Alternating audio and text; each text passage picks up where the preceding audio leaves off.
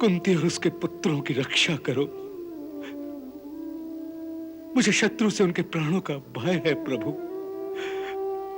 रक्षा करो प्रभु, रक्षा करो।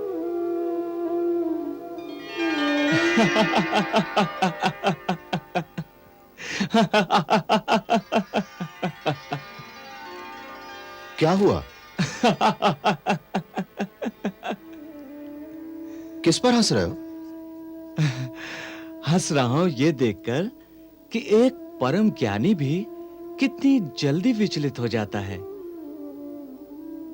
जबकि वो ये अच्छी तरह जानता है कि जिसके साथ मैं हूं उसे भला किस बात का भय। ये सब तुम्हारी माया की लीला है। अच्छों अच्छों को नचा देती है। वो तो है।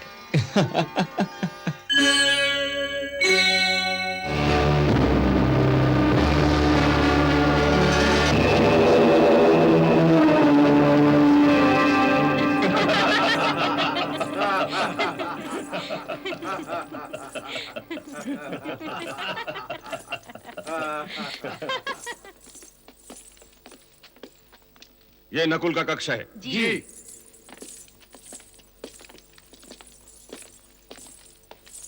और ये सहदेव का कक्ष होगा। जी हाँ। और इसमें अर्जुन। जी हाँ।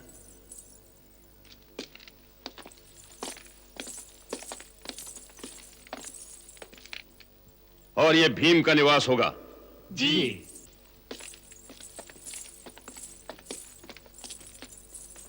युधिष्ठिर के इस कक्ष को तनिक विशेष रूप से सजा दिया जाए। जी हाँ। वो युवराज हैं, उनके कक्ष की सजावट विशेष होनी चाहिए। जी अच्छा। उसी तरह महारानी कुंती के इस कक्ष की सजावट विशेष रूप से होनी चाहिए। जी। तुम सौरंध्री के भेष में उनकी सेविका बनकर साथ रहोगी। जी। और तुम पांचों देहाती सेवकों के भेष में एक एक राजकुमारों की सेवा में रहोगे। जी हाँ। और हाँ, सोने से पहले रात को पीने के दूध में बेहोशी की बूटी पीसकर मिला देना, ताकि आग लगने तक वो लोग होश में ही ना आ सकें। और याद रखना, ये सारा काम पहली रात को पूरा हो जाना चाहिए। जी, हम भी याद रखेंगे और वो लोग भी याद रखेंगे। हे भगवान श्री कृष्ण, आज आपके भक्तों पर संकट की काली छाया मंडरा रही है। प्रभु रक्षा करो, मेरी लाज रखो प्रभु। कुंती और उसके पुत्रों की रक्षा करो। मुझे शत्रु से उनके प्राणों का भय है प्रभु। रक्षा करो प्रभु, रक्षा करो।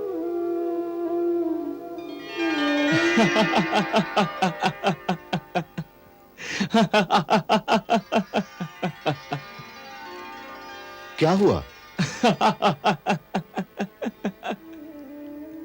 किस पर हंस रहे हो? हंस रहा हूं ये देखकर कि एक परम ज्ञानी भी कितनी जल्दी विचलित हो जाता है, जबकि वो ये अच्छी तरह जानता है कि जिसके साथ मैं हूं उसे भला किस बात का भय। ये सब तुम्हारी माया की लीला है। अच्छों अच्छों को नचा देती है। वो तो है।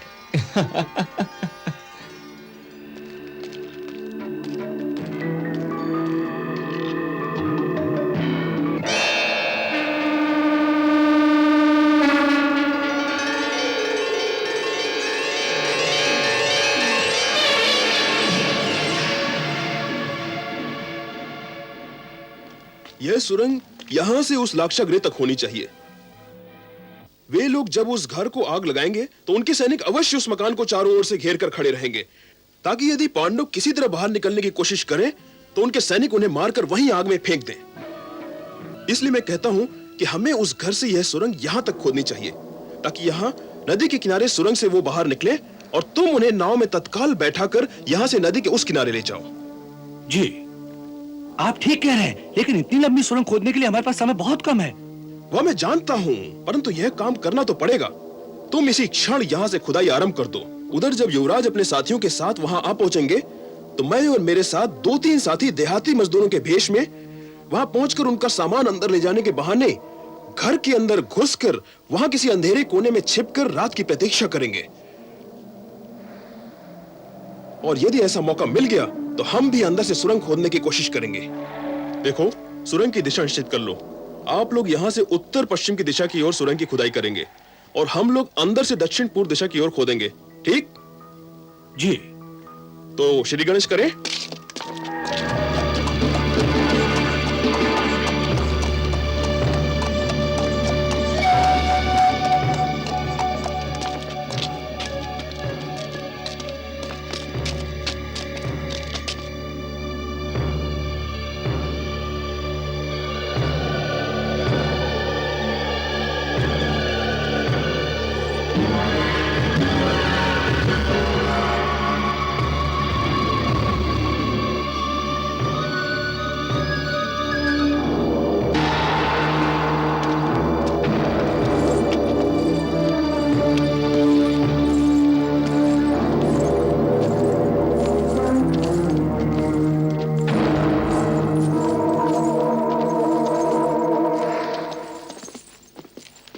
युवराज, ये आपका कक्ष है और ये सेवक आपकी सेवा के लिए हमेशा आपके साथ रहेगा।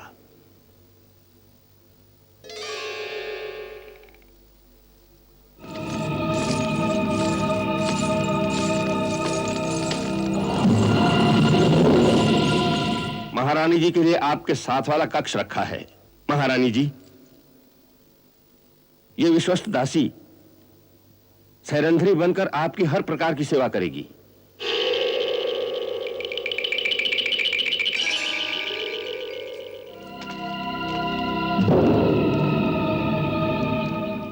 युवराज का सामान उधर रखना और महारानी जी के बक्से इस कक्ष में रखना।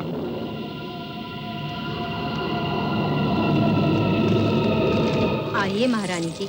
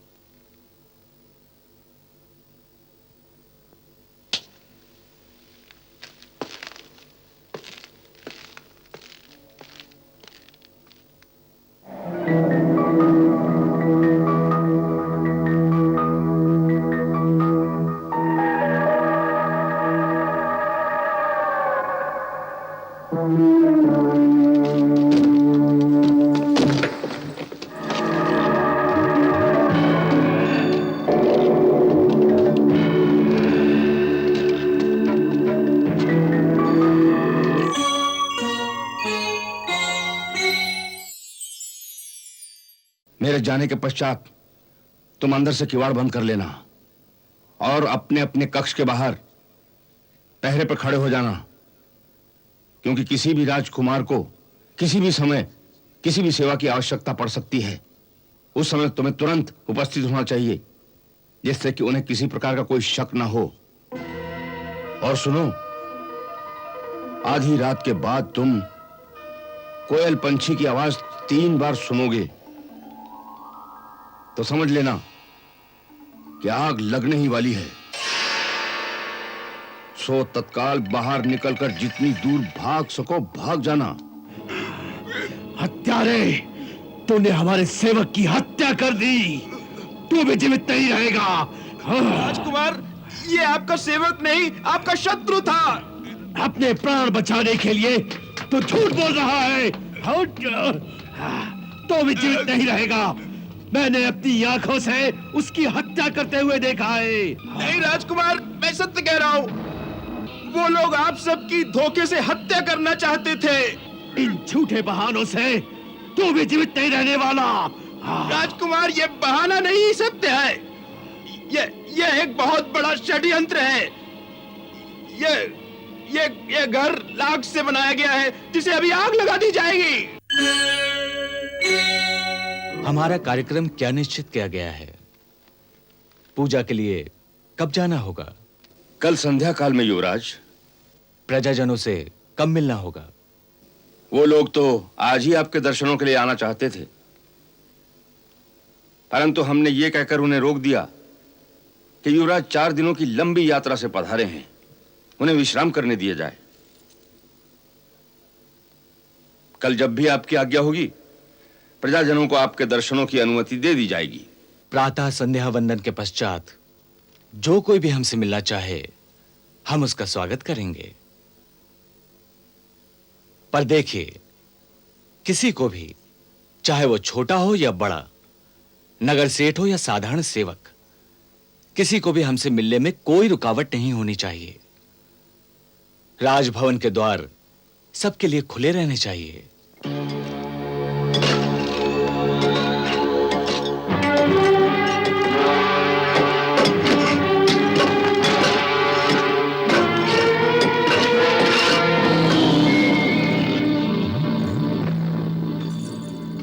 जाओ सुरेंद्री, अब तुम भी विश्राम करो। जी महारानी जी।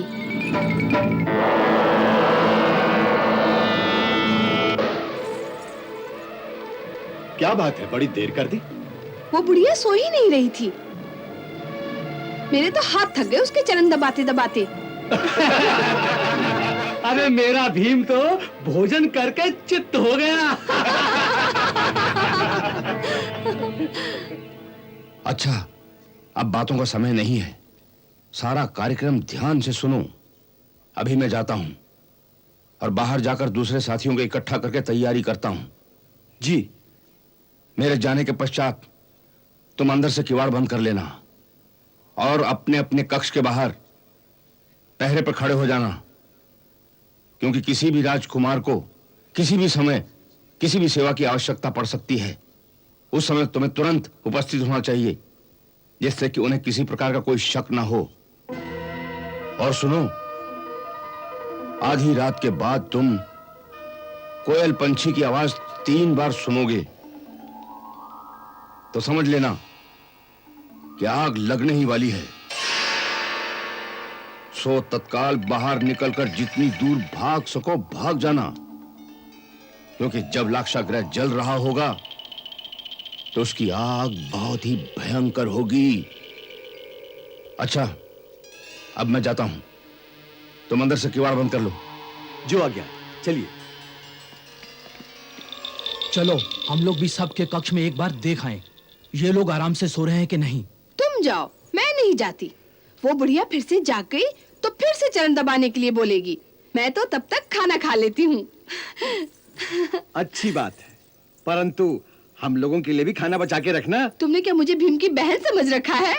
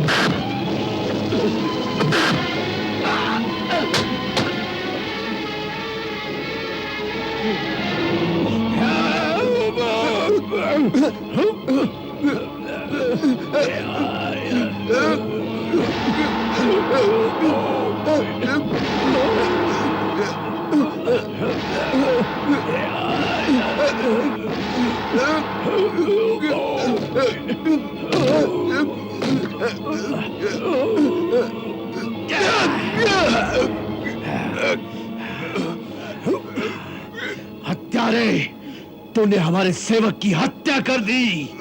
तू भी जीवित नहीं रहेगा। राजकुमार, ये आपका सेवक नहीं, आपका शत्रु था। अपने प्राण बचाने के लिए तू झूठ बोल रहा है। तो भी जीवित नहीं रहेगा। मैंने अपनी आंखों से उसकी हत्या करते हुए देखा है। नहीं राजकुमार, मैं सत्य कह रहा हूँ। वो लोग आप सबकी धोखे से हत्या करना चाहते थे। इन झूठे बहानों से तू भी जीवित नहीं रहने वाला। राजकुमार, ये बहाना नहीं, सत्य है। ये एक बहुत बड़ा षड्यंत्र है। ये घर लाख से बनाया गया है, जिसे अभी आग लगा दी जाएगी। भीम, छोड़ दे इसे, छोड़ो। जो बात तुमने अभी कही, उसका क्या प्रमाण है तुम्हारे पास? प्रमाण? तो आइए मेरे साथ। ये देखिए लाख। ये देखिए लाख। ये देखिए ये सारा घर लाख से बना हुआ है। और ये लीजिए महामंत्री विदुर का पत्र। काका का पत्र।